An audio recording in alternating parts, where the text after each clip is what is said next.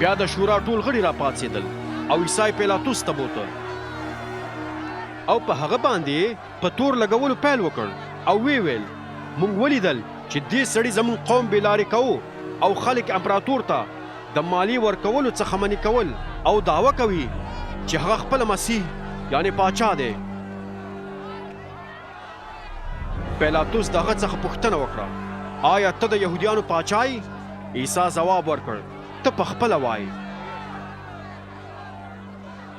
بیا پیلاطس مشرانو کاهنانو او حاضرو خلکو ته وویل زه په دې سړي کې هیڅ ډول جرم نه وینم. خو هغوی ډېر ټینګار کوو او ویل یې هغه په ټوله یهودیا کې په تعلیم ورکولو سره خلک راپاروي. هغه د جلیل څخه پیل وکړ او تر دې ځای راورسېد. کله چې پیلاطس دا واورېدل نو پوښتنه یې وکړه آیا دا سړی جلیلي دی؟ کله چې هغه خبر شو چې عیسی د هغې سیمې څخه دی چې د هیرودیس تر واکمنۍ لاندې ده نو هغه هیرودیس ته چې په هغه وخت کې په اورشلیم کې و ولیږه. کله چې هیرودیس عیسی ولید نو ډېر خوشحاله شو ځکه چې د هغه په هکله یې ډېر څه اورېدلي وو او له ډېرې مودې راهیسې غوښتل چې عیسی وویني. هغه په دې تمه و چې د هغه څخه کومه معجزه وویني. نو هیرودیس د عیسی څخه ډېرې پوښتنې وکړې خو عیسی هیڅ ځواب ورنه کړ. مشران کاهنان او د شریعت عالمان ولاړو او په عیسی سخت تورونه ولګول. هیرودیس او د هغه عسکرو په عیسی باندې ملنډې وهلې او د هغه سپکاوی وکړ. بیا یې د پاچاهۍ چپنه ورته ورواغوستله او بیرته یې پیلاطس ته ورولېږه.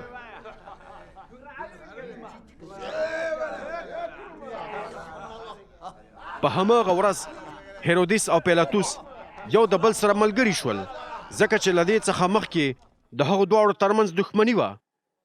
بیا پیلاطس مشران کاهنان د قوم مشران او خلک راوغوښتل او هغوی ته یې وویل تاسو دا سړی ما ته راوستلی دی او وایي چې هغه خلک بېلارې کوي.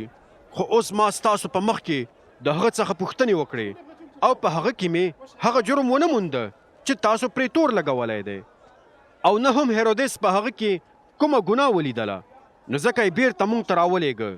ښکاره ده چې هغه داسې کوم کار نه دی کړی چې د مرګ لایق وي. نو زه به هغه د یو څو درو وهلو وروسته پرېږدم چې لاړ شي ځکه په هغه وخت کې د رواج له مخې هغه مجبور و چې په هر اختر کې هغوی ته یو بندي آزاد کړي.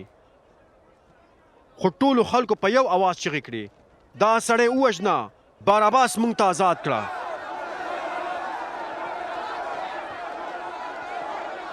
باراباس یو سړی و چې په ښار کې د بغاوت او قتل په تور زندان ته اچول شوی و. پیلاطس چې غوښتل عیسی خلاص کړي یو ځل بیا هغوی ته خبرې وکړې خو هغوی چغې وهلې په صلیب باندې ځوړند کړه په صلیب باندې ځوړند کړه. پیلاطس د دریم ځل دپاره هغوی ته وویل ولې څه جرم یې کړی دی؟ ما په هغه کې داسې کوم جرم ونه مونده چې د مرګ لایق وګڼل شي. نو زه به هغه د یو څو درو وهلو وروسته پرېږدم چې لاړ شي. خو هغوی ټینګار کوو او په لوړ اواز سره یې چغې وهلې چې هغه باید په صلیب وځړول شي. خلکو دومره چغې وهلې چې په پای کې د هغوی چغې بریالۍ شوې. نو پیلاطس د هغوی د غوښتنې سره سم پرېکړه وکړه او باراباس یې چې د بغاوت او قتل له امله زنداني شوی و د زندان څخه خلاص کړ او عیسی هغوی ته په لاس ورکړ چې هر څه وغواړي ورسره ویې کړي.